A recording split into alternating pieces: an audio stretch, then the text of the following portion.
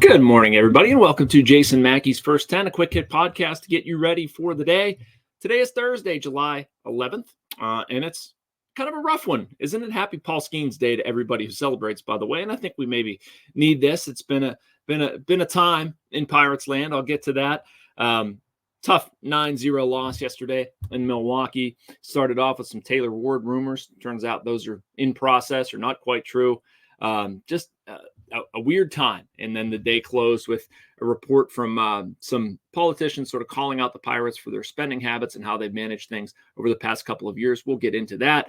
I was actually up in Cranberry for the final day of Penguins development camp. They had a 4-on-4 tournament, 4 or 5 separate games. I can't remember, but some interesting stuff there. I want to talk about my column that's online now at post-gazette.com. Before we do any of that, though, I want to remind you that we're sponsored by the North Shore Tavern. You don't have to be a baseball fan to love it there. The interior, it's wall-to-wall Pirates. There are appetizers, entrees, cocktails, and, of course, steak and seafood on a sizzling lava stone, open every day. The North Shore Tavern across from PNC Park is Pittsburgh's home for steak on a stone. So I'm going to get to the political stuff in a second. I want to first check off the box of last night's game and sort of react to that.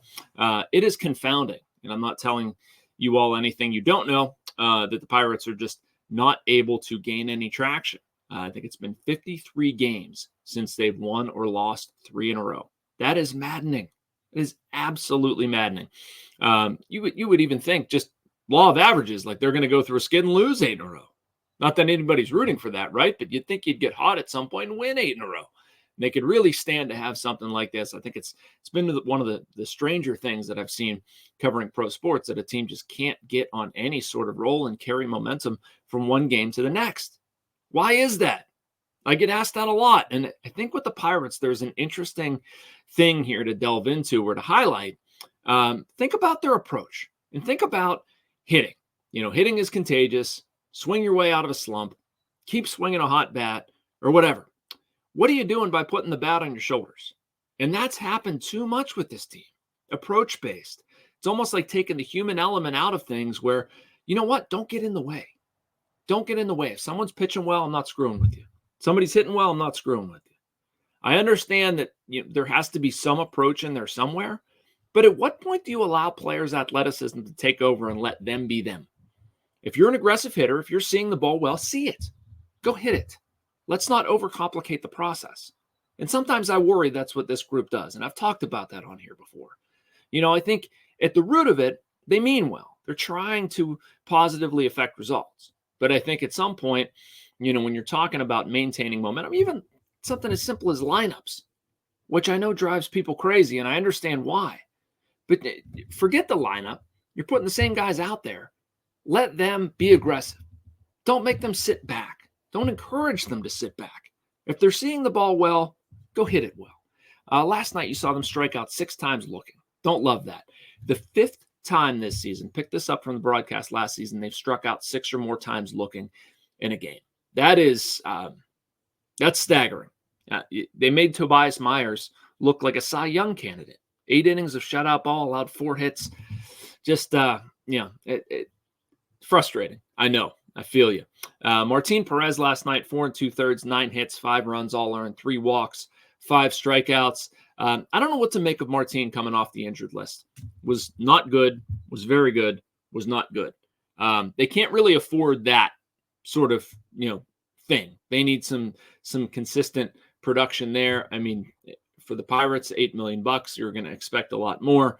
And given where they are competitively, they need a lot more. Clearly, a number that stood out to me last night before I move on to the next topic. Rowdy Tellez had a 462 OPS entering June. That has now climbed up over 700.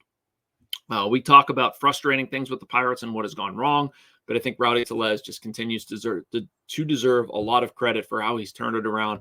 Been really cool to see. All right, going to take a short break. You will have your usual message from the Bradenton Area Convention and Visitors Bureau, and on the other side, we'll talk about that pirate story that I mentioned. Embrace the laid-back charm of island life while sinking your toes in the sand and discovering real, authentic Florida in the Bradenton area. Unspoiled beauty and pristine beaches, a vibrant waterfront downtown energized by local arts and culture. Fresh, Floridian cuisine with a flourish of rich history. and friendly locals ready to welcome you to this preserved paradise on Florida's Gulf Coast. Plan your visit today at BradentonGulfIslands.com. All right, welcome back, everybody. This story was a bit of a strange one. Certainly didn't see this coming. And it's basically a financial report commissioned by the government to talk about the Pirates and what they could do if they spent a little bit more or won a little bit more. It's essentially Tim Bonner from Mercer County, Jim Gregory from Blair County, both Republicans calling on the Pirates to spend more and just unhappy with the way things have gone. I understand it. I don't know how much it's going to actually affect things.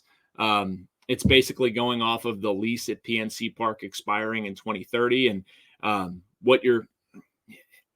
don't know what the Sports and Exhibition Authority can really do here. As much as I understand it, I get it, I get the frustration, but what are they going to do? Tell the Pirates you're not welcome here. You're not going to rent PNC Park. Go find somewhere else to play, because they can't. Bob Nutting, if he really wanted to, could just take the Pirates. Well, I mean, I know it's not that easy. I'm not trying to oversimplify it, but there are plenty of places in America that are yearning for a Major League Baseball team. I think that it's not as simple as just saying like, you better win or you're gone.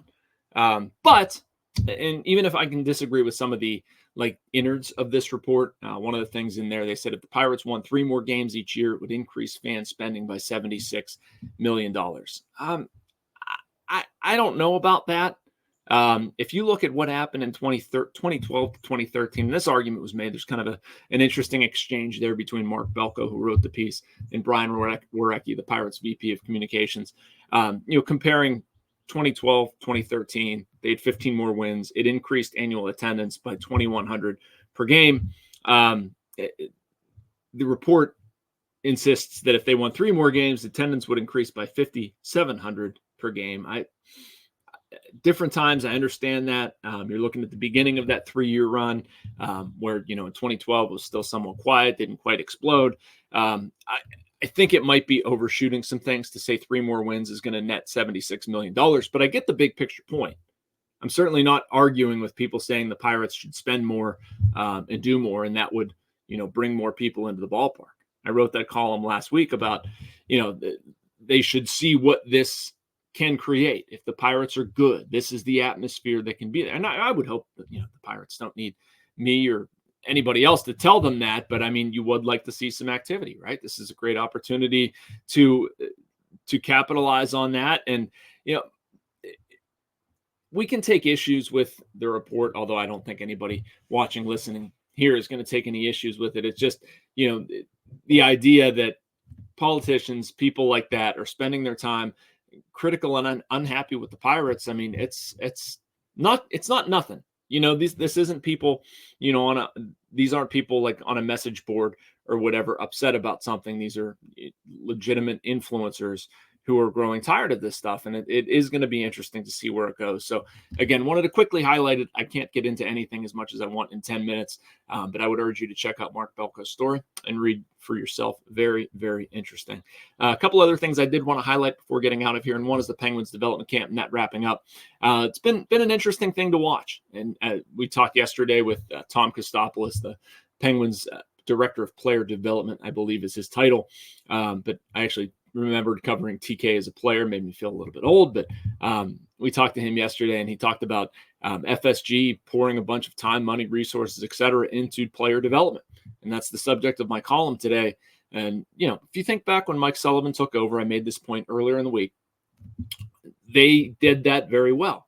One of the things Sullivan said, and there was the guy that came up, Brian Rust, Brian Dumoulin, Connor Sherry, et cetera, they were prepared to contribute at the NHL level. The inference seemed to be that they weren't prepared this time around, or weren't as prepared, I should maybe say. And that, bottom line, anybody they bring up from Wilkes needs to be able to contribute immediately.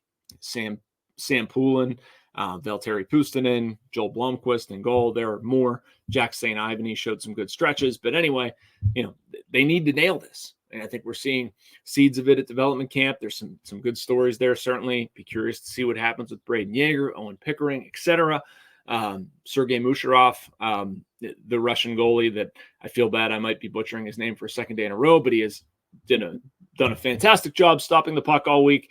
Be interested to see if he comes over in North America. Anyway, check that column out, post-gazette.com.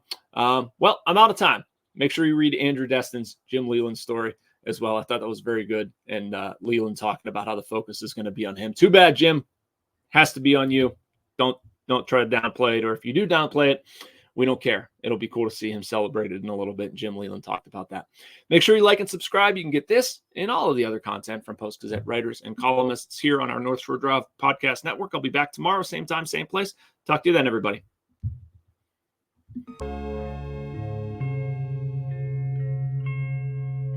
Thank you for checking out this content from Post-Gazette Sports. If you watch this video on YouTube, please like the video and subscribe to our channel.